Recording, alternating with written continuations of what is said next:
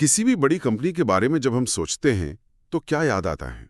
अक्सर उसके चमकदार प्रोडक्ट्स, उसकी मार्केटिंग या शायद उसके तिमाही मुनाफे के आंकड़े।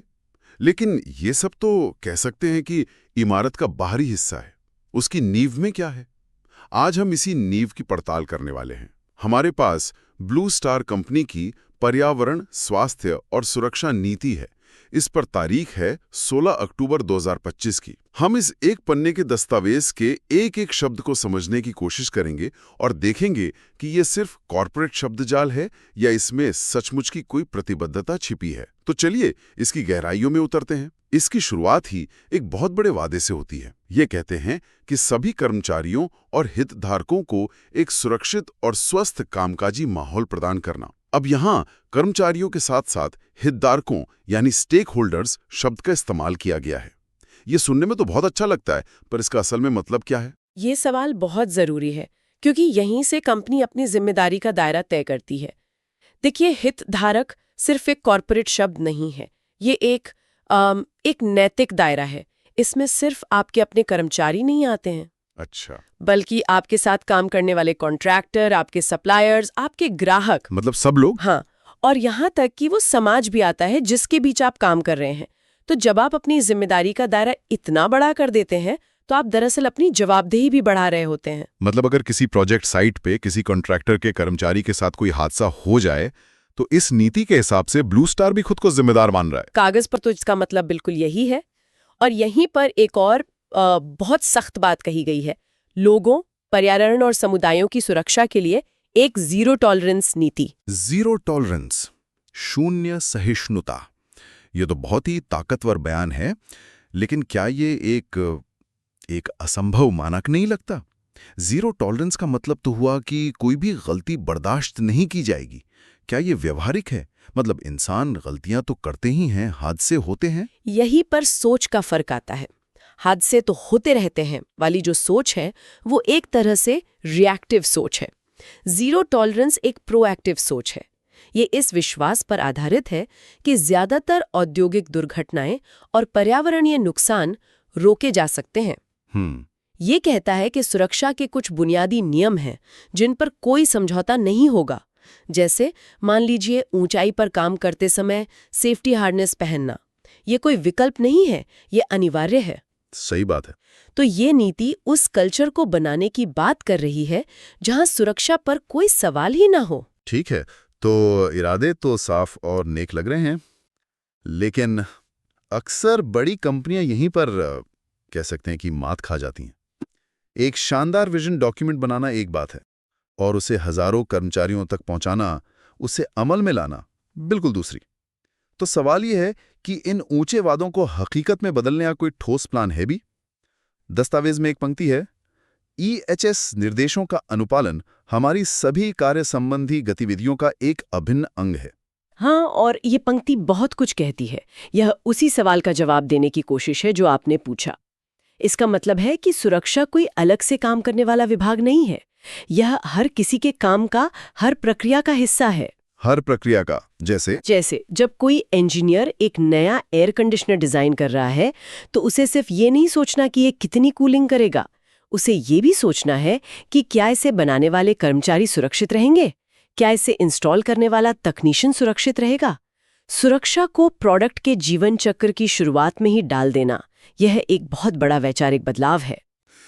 फिर इस सेक्शन का सबसे मजबूत बयान आता है, ब्लू स्टार अपने सभी व्यावसायिक निर्णयों में हमेशा EHS को प्राथमिकता देगा। यहाँ प्राथमिकता यानी प्राइमेसी शब्द का इस्तेमाल किया गया है। ये प्रायोरिटी से भी ज्यादा वजनदार लगता है, पर मैं थोड़ा शंका में हूं। क्या ये असल में संभव है? मान लीजिए कंपनी को एक बहुत बड़ा ऑर्डर मिला है, उसे जल्दी पूरा करना है और सुरक्षा नियमों की वजह से 2 दिन की देरी हो रही है। क्या कोई मैनेजर सच में करोड़ों की ऑर्डर को दांव पर लगाएगा? आपने बिल्कुल सही नब्ज पकड़ी है। यही इस नीति का, कह सकते हैं कि एसिड टेस्ट है। प्राइमेसी सिर्फ एक शब्द नहीं है, ये एक नैतिक ढाल है। सोचिए, अगर कोई हादसा हो जाता है तो अदालत में ये दस्तावेज कंपनी के इरादों का सबसे बड़ा सबूत बन सकता है। अच्छा। कई कंपनियां प्रायोरिटी या महत्व जैसा हल्का शब्द इस्तेमाल करती हैं, क्योंकि प्राथमिकताएं तो बदल सकती हैं।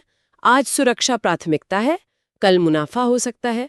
लेकिन प्राइमेसी का मतलब है कि ये हमेशा हर हाल में सबसे ऊपर रहेगा। ये उस मैनेजर को ये कहने की ताकत देता है कि मैं ऑर्डर में देरी कर रहा हूं क्योंकि हमारी नीति कहती है कि सुरक्षा सबसे पहले है और इस पर हमारे एमडी के हस्ताक्षर हैं। ये एक बहुत दिलचस्प दृष्टिकोण है। तो इस दस्तावेज ने एक बड़ी सोच और एक बड़ा वादा तो कर दिया, लेकिन अब आते हैं जमीनी हकीकत पर। मतलब इसे लागू कैसे किया जाएगा? दस्तावेज में 7 मुख्य उद्देश्य बताए गए हैं। मुझे लगता है असली कहानी तो इन्हीं में छिपी होगी। बिल्कुल, क्योंकि असली परीक्षा तो कार्य योजना में ही होती है। पहला तो काफी सीधा है, सभी प्रासंगिक EHS नियमों और कानूनों का पालन करना। ये तो किसी भी कंपनी के लिए एक बुनियादी शर्त होनी चाहिए। इसमें नया क्या है? आप सही कह रहे हैं, ये तो बस एक शुरुआती बिंदु है। ज्यादातर कंपनियां सिर्फ कंप्लायंस यानी नियमों के पालन तक ही रुक जाती हैं, लेकिन असली कहानी, जैसा आपने कहा, वो दूसरे बिंदु से शुरू होती है। और वो क्या है? काम से जुड़े खतरों से बचाने के लिए जागरूकता पैदा करना और अभियान व प्रशिक्षण कार्यक्रम चलाना। यहाँ एक खास वाक्यांश है, foreseeable work hazards। फोरसीएबल मतलब वे खतरे जिनका अंदाजा लगाया जा सकता है। बिल्कुल, कानून आपको उन खतरों से बचाता है जो हो चुके हैं। ये नीति उन खतरों से बचाने की बात कर रही है जिनका सिर्फ अंदाजा है। ये एक तरह से खुद के लिए ऊंचे मानक तय करना है। और तीसरे और चौथे बिंदु भी इसी दिशा में जाते हैं। कर्मचारियों को ट्रेनिंग देना और सप्लायर्स, एसोसिएट्स और ग्राहकों के साथ मिलकर काम करना, ताकि वे भी सुरक्षा नियमों का पालन करें। एक मिनट, क्या इसका मतलब है कि ब्लू स्टार अपने सप्लायर्स पर भी ये नियम लागू करेगा? इसे दूसरे नजरिए से देखिए। ये अपनी जिम्मेदारी को अपनी चारदीवारी से बाहर ले जा रहा है। अच्छा, इसका सीधा मतलब है कि अगर आप ब्लू स्टार के सप्लायर या कॉन्ट्रैक्टर हैं, तो आपको भी सुरक्षा को उतनी ही गंभीरता से लेना होगा। यानी आप हमारे साथ तभी काम कर सकते हैं जब आप भी सुरक्षा को गंभीरता से लें। हाँ, ये पूरी सप्लाई चेन में सुरक्षा के स्तर को ऊपर उठाने की कोशिश है। और ये सिर्फ नैतिकता नहीं है, ये एक अच्छी रिस्क मैनेजमेंट स्ट्रैटेजी भी है। ये बात तो सही है। अच्छा, 5वां और छठा बिंदु है संसाधनों की उपलब्धता और नीति की निरंतर समीक्षा। ये तो हर कॉर्पोरेट दस्तावेज में होता है। ये थोड़ा घिसा-पिटा नहीं लगता? लग सकता है, लेकिन किसी भी नीति को जीवंत रखने के लिए ये सांस की तरह जरूरी है। एक नीति जो अलमारी में बंद हो जाए और जिस पर धूल जम जाए, वो बेकार है। निरंतर समीक्षा ये सुनिश्चित करती है कि ये दस्तावेज एक लिविंग डॉक्यूमेंट है, पत्थर की लकीर नहीं। एक लिविंग डॉक्यूमेंट। और बिना संसाधनों के कोई भी नीति सिर्फ एक खाली वादा है। तो ये बिंदु प्रबंधन को जवाबदेह बनाता है कि वो जरूरी बजट और लोग मुहैया कराएं। और आखिरी 7वां बिंदु, जो सीधे तौर पर पर्यावरण पर है, प्रदूषण की रोकथाम, प्राकृतिक संसाधनों का टिकाऊ उपयोग। आज के समय में ये किसी भी जिम्मेदार संगठन के लिए एक अनिवार्य हिस्सा है, और इसे सिर्फ लागत के तौर पर देखना भी गलत होगा। संसाधनों का टिकाऊ उपयोग, जैसे पानी और ऊर्जा का कम इस्तेमाल, न केवल पर्यावरण के लिए अच्छा है, बल्कि लंबे समय में ये कंपनी की बैलेंस शीट के लिए भी अच्छा है। सही बात है, तो सीधे मुनाफे को प्रभावित करता है। तो हमने देख लिया कि कंपनी क्या करना चाहती है और कैसे करना चाहती है। पर सबसे बड़ा सवाल अब भी वही है, ये सब करवाएगा कौन? जिम्मेदारी किसकी है? दस्तावेज के अंत में इस पर भी बहुत जरूरी बात कही गई है। इसमें लिखा है कि प्रबंधन इन उद्देश्यों को कर्मचारियों और अन्य हितधारकों के सक्रिय परामर्श और भागीदारी के माध्यम से प्राप्त करना चाहता है। ये शायद इस दस्तावेज का सबसे प्रगतिशील हिस्सा है। ये टॉप डाउन अप्रोच के ठीक विपरीत है, जहां नियम ऊपर से बनाकर नीचे थोप दिए जाते हैं। सक्रिय परामर्श का मतलब है कि जमीन पर काम करने वाले लोगों से पूछा जाएगा कि सुरक्षा को कैसे बेहतर बनाया जा सकता है। अच्छा, तो उनकी राय को भी महत्व दिया जाएगा? बिल्कुल, क्योंकि जो व्यक्ति रोज एक मशीन पर काम करता है, उसे उसके खतरों के बारे में किसी ऑफिस में बैठे मैनेजर से ज्यादा पता होता है। और इसी के साथ साझा व्यक्तिगत जिम्मेदारी की भी बात है। कहीं इसका मतलब ये तो नहीं कि अगर कुछ गलत होता है तो कंपनी अपनी जिम्मेदारी किसी कर्मचारी पर डाल सकती है? नहीं, इसका मतलब ये बिल्कुल नहीं है। प्रबंधन की जिम्मेदारी हमेशा सबसे ज्यादा होती है, लेकिन इसका मतलब ये है कि सुरक्षा सिर्फ सेफ्टी ऑफिसर का काम नहीं है।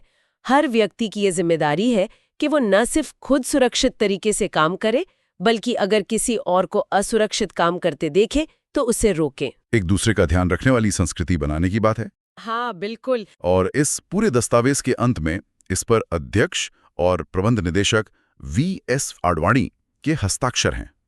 ये कितना मायने रखता है? ये महज एक औपचारिकता नहीं है।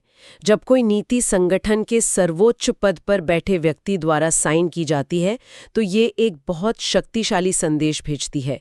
ये दिखाता है कि ये प्रतिबद्धता सिर्फ एक विभाग की नहीं बल्कि पूरे नेतृत्व की है। तो इस एक पन्ने के दस्तावेज की हमारी इस पड़ताल से हमने क्या समझा? शुरुआत में हम ये सवाल उठा रहे थे कि ये सिर्फ एक कॉर्पोरेट पीआर है या एक असली वादा। शब्दों को देखने पर तो ये एक बहुत मजबूत और सोचा समझा वादा लगता है। बिल्कुल, ये दस्तावेज इरादों का एक स्पष्ट और मजबूत बयान है। इसकी असली परीक्षा, जैसा कि हमने पहले भी कहा, इसके अमल में है कि ये शब्द ज़मीनी हकीकत में कंपनी के प्रोजेक्ट साइट्स पर, सर्विस सेंटर्स में, रोजमर्रा के कामों में कैसे बदलते हैं। सही। क्या ये सिर्फ दीवारों पर लगे पोस्टर हैं या ये लोगों के फैसलों और व्यवहार का हिस्सा बन चुके हैं? हमें गहरे विचार के साथ छोड़ जाता है। ये नीति एक कंपनी की प्रतिबद्धता को दर्शाती है, कम से कम कागज पर तो जरूर। अब सोचने वाली बात यह है कि एक ग्राहक, एक कर्मचारी या एक भागीदार के तौर पर इन प्रतिबद्धताओं को कैसे देखा जा सकता है और किसी संगठन को उनके अपने ही मानकों पर खरा उतरने के लिए कैसे प्रोत्साहित किया जा सकता है। एक दस्तावेज और जमीनी हकीकत के बीच का फासला आखिर मापा कैसे जाता है?